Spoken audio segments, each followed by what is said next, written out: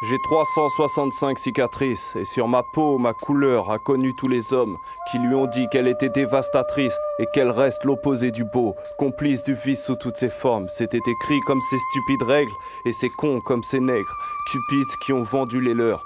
Dans les pleurs et les cris, étouffés par les traits espiègles, comme si l'espèce bipède écoutait son cœur.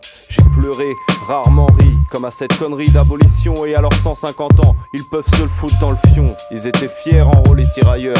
Et en fin de guerre, t'as su comment leur dire d'aller se faire voir ailleurs.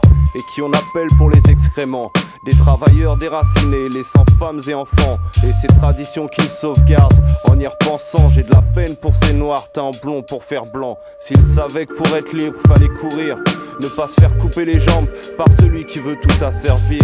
Y a des chaînes qui nous maintiennent au bas de l'échelle.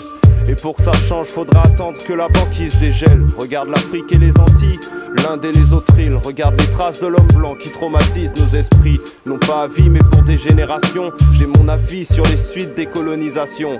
Critique sur la façon dont on m'oblige à penser. Mais qu'est-ce t'en sais? J'ai pas eu le choix de vivre comme un Français. Un Français FABA, une monnaie forte qu'on exporte en Outre-mer.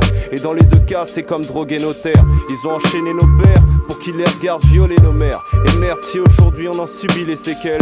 Mais qu'est-ce que quelques années, environ 400? Et si la fin colle au début, ça finira dans un bain de sang. Parole de